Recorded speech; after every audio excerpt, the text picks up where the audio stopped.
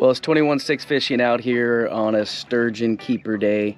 Unfortunately, not a lot of action going on for us so far. But it's been a couple months since we've had our boat now, and I did an initial walkthrough when we first got it.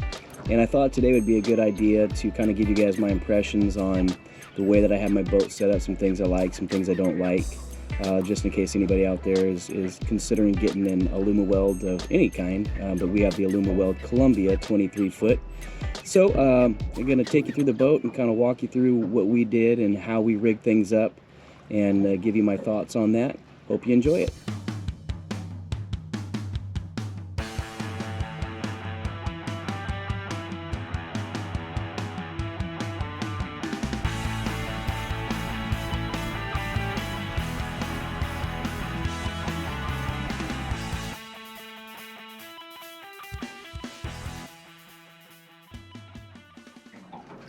Well, starting with the power plant, the thing that runs it all, we chose to go with the Mercury 225 horsepower engine. It pushes around this 23 foot Alumaweld Columbia pretty nice. If it's lightly loaded and it's a nice smooth day and I have everything trimmed out nice and smooth, we can usually get the boat up to about 48, 49 miles an hour on the water, which is blazing, let me tell you what. We opted to go with the Mercury big tiller handle. You can see here, I mean, you can steer this with one hand with this power steering that the big tiller has. You can steer it with one finger, really. It makes it really easy. So in order to steer the boat, all you really have to do is engage with just a little bit of pressure, engage the handle, and man, it makes your life easy. The way that I know it makes your life easy is I have had two issues with the power steering on this. When I first got the boat, one of the hoses, the hydraulic hoses, busted open and started spilling hydraulic fluid all over the place. So I had to limp back to the dock, and I had to steer it manually without the power steering, and it is significantly harder. For the kicker, staying obviously in the Mercury family, we went with a Mercury Pro kicker 9.9. This 9.9 kicker pushes the boat around just fine. This is the EFI, so it is the fuel injected, it's the electric start and all of that. It's got the power trim on there, which makes things nice. It's got the electric start. So it's very easy. I've had no issues with the kicker. We're pretty happy with that. I did opt to put one of the prop savers on there. Thankfully it hasn't had to be used yet or tested, but we do have that put on there as well. On the kicker, we also installed the Garmin Reactor autopilot. That has been a godsend. Let me tell you what, if you're gonna do any kind of trolling, having that reactor from Garmin on there makes your life so much easier. It comes with a remote, and you basically just steer everything with the remote right here, and it's so user friendly. I fish a lot by myself, so it's nice to have that autopilot where you don't have to be on the handle all the time. For the transom, Alumaweld has lots of different options. We chose to go with the 2/3 transom to leave a little bit of room, kind of notched out there when you're steering with the kicker. The one thing back here that I wish I did do that I unfortunately didn't was back here you have the option of putting a lead tray for your weights. I would absolutely put that in if I were doing this again. I would put that in there. But underneath here where the batteries are, this is where I opted to put my master switch. So we went with 2 batteries, just because I do plan on going out into the ocean, and I want to make sure I've got that redundancy in there. So 2 batteries is what we went with, and then the master switch in here as well.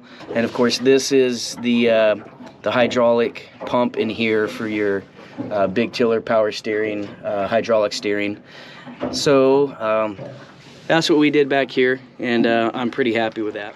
So for storage in the back, you can do a couple different options. For the lock boxes here, I know they have the option to do dual lock boxes here. We just did one on each side, and it seems to be okay for us. This is kind of like my glove compartment, if you will. Just kind of has everything in there. And then in the back is where we have them put like the Garmin black box for the Panoptics, because we went with the Garmin Panoptics live scope on here. And then on the other side, this is where I decided just to do a whole electronics box all in one. So this Garmin GPS map is the 12-inch screen, and it fits nicely in here along with just your panel, and everything fits in there nicely. There's still room to get behind there if you needed to get to the fuses or anything like that. So for the washdown pump, obviously we opted for a washdown pump here. We did not go with the tray down here, the washdown pump tray, just because I didn't think I'd need it. And you don't necessarily need it, but if I had to do this again, I would absolutely get the washdown pump tray, just because this hose kind of gets in the way. It kind of moves all around. But if you have that tray, this would all sit up under here. All of this would sit up under here real nicely. And the fish box here, we had them pipe in another washdown pump, which that's come in real handy. The other one does stretch up here, or at least it can stretch up here, but having that one in the box when you're bleeding a fish, it just makes life so much easier. And for us, that's kind of what we're after, is making life easy out here, making us want to go use the boat rather than having it be a hassle. So up here in the bow of the boat, just some more storage options. Here in this middle box is kind of where I have my bumpers and the drift socks and all of that kind of stuff. I also keep my dry bag with all my emergency equipment in there, all the required items. And then up here in this top front box, this is where we put our Minn Kota stuff. So again, going with the 2 batteries set up for the Minn Kota, I like redundancy. I'm an airline pilot, and so in aviation, redundancy is everything, and I treat that the same way when we're out on the water. But we also went with the Minn Kota Precision battery charger, which makes charging these 2 batteries super easy. You don't have to take the batteries out. All you have to do is, from an outlet in your house, you just plug in right there and it charges the Minn Kota batteries. Really easy, really slick. I think that's definitely a worthwhile investment.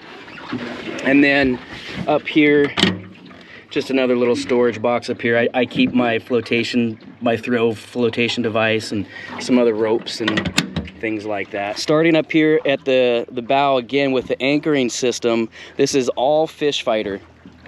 It is very user friendly.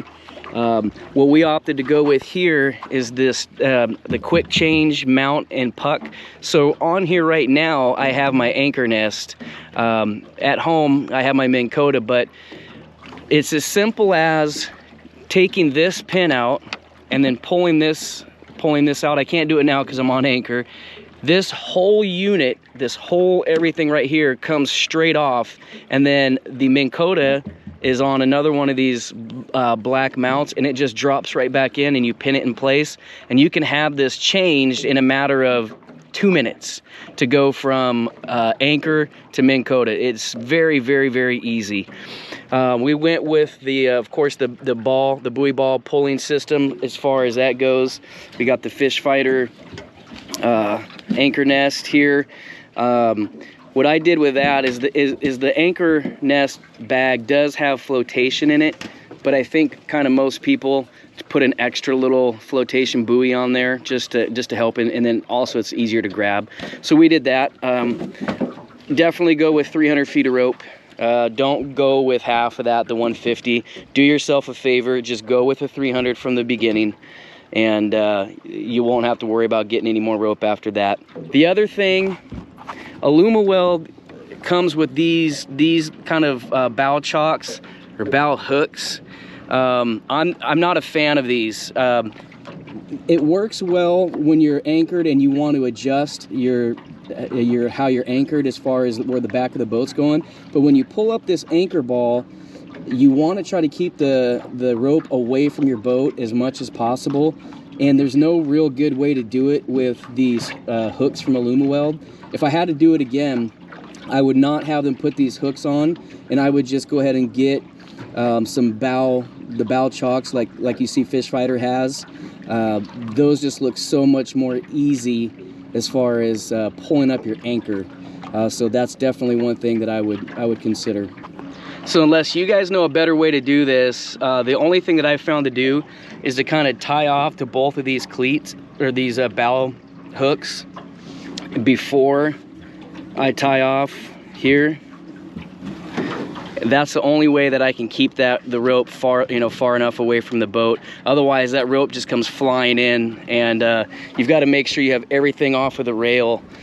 All right, so now all I'm going to do is start to make my way around the ball, create some space between the boat and the ball.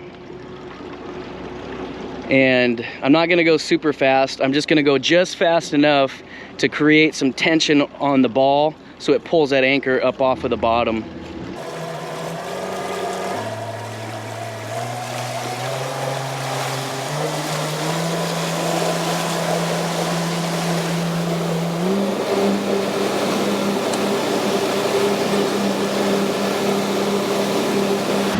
I'm going to flip around here.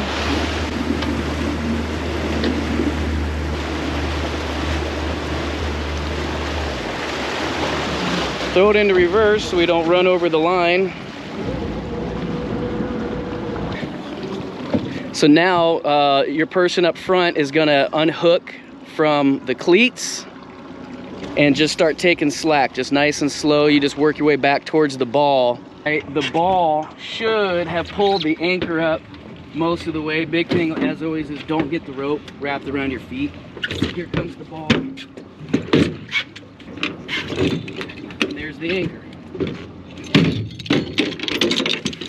Just like that. And then up here in the anchor nest, the anchor just sits right down nice and snug in that little slot. And I just throw that over to keep it from bouncing out, and that's really it. It's so easy to pull up that's a 40-pound anchor, and it pulls it up no problem.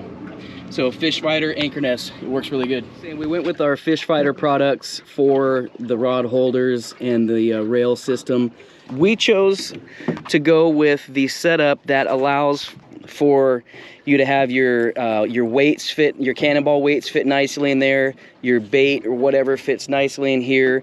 These slots, both of these slots, are really, really handy for when you're running from spot to spot.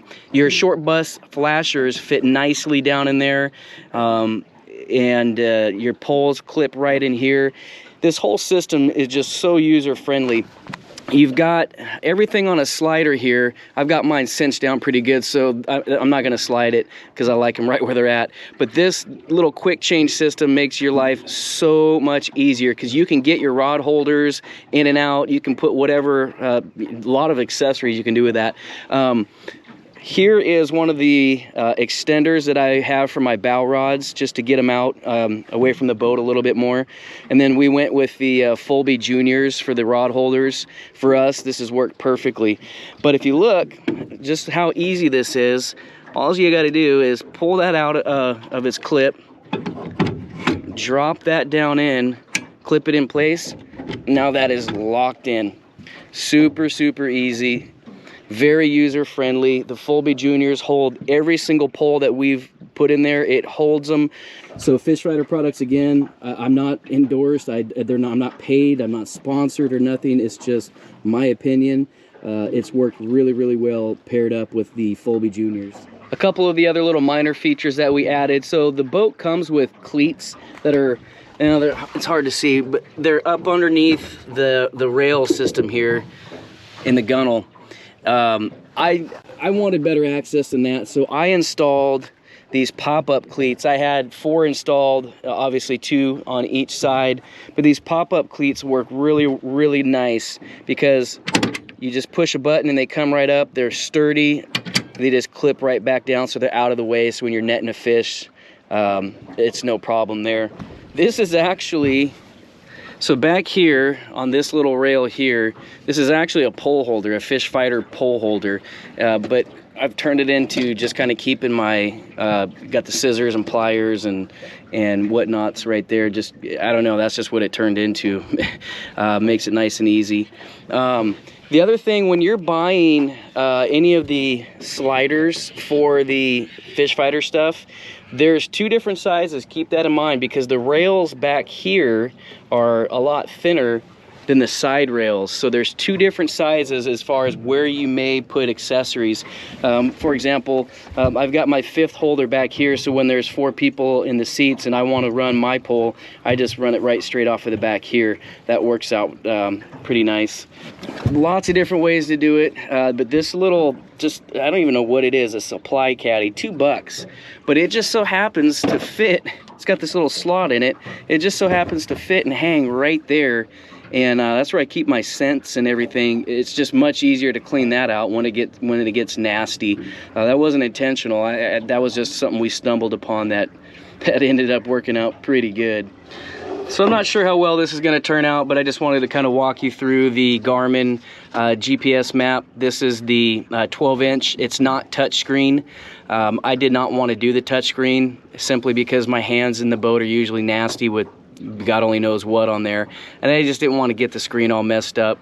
The Garmin products are really, really easy to use. If you don't know what to do, you just push that home button and it'll take you to the screen where you can just get to everything that you want. Charts, you've got nav charts, which obviously is exactly what it sounds like. It gives you all the navigation information, buoy markers, pilings, all kinds of good information there. Again, I just hit the home button. The fishing chart gives you a little bit more detail on bottom contours and some information that's more pertinent to, you know, where you might want to put a pole as opposed to where you want to navigate. Coming down into the sonar, we went with Panoptic's LiveScope, and so that's kind of a forward-looking, real-time look at what you have going on, where the traditional sonar is a 2D historical. The Panoptics lets you see what's ahead of you real time. So depending on how you have your gain set, you can actually see fish swimming on this thing. I don't have like the gain set up properly right now, but I can see some stuff swimming in the water. You constantly have to play with this though. You can't just kind of let it sit. It's not a set it and forget it type of thing. You have to always be figuring out what works best for the water that you're in. Anyhow, and then we've got the traditional. Everybody's pretty familiar with this, what we have going on with that. Obviously, the transducer I have allows me to have the clear view set up, so the side view and down view. The LiveScope, I'm not a bass fisherman, so to be honest with you, the biggest benefit so far that I've had with LiveScope is, since it's forward looking, I can see snags and I can see shallow spots and I can see obstructions coming well before I get to them. So that's honestly about the biggest benefit that I've got from LiveScope. So we are out here fishing right now, but so my boat is in fishing mode, in full fishing mode. It's not in clean mode. But we went with 4 seats, all on storage boxes, and then I have 1 captain's chair that I can just move in and out as needed. These seats, they just slide back and forth. Lots of storage underneath there. It's worked really well for us to have those. I think the 4 storage chairs is about all you'd want to put on the 23-foot Alumaweld Columbia. Much more than that, I don't know. It'd be pretty snug, but 4 definitely works. And then with the pedestal chair back here to add that 5th seat if you wanted it, that works really nice. Well, hopefully that was beneficial to you guys. Just a quick walkthrough again after having my boat for a couple months, just the ins and outs and what's worked, what's not. If you have any questions about anything on the boat or any comments, just go ahead and drop a comment, drop a question below, and I will answer them as soon as I can. I am no expert. This is my first boat, but I can tell you what's worked for us, and I can tell you what maybe I do differently next time. In the meantime, watch out for more fishing videos from 21/6 Fishing, and we appreciate you guys watching.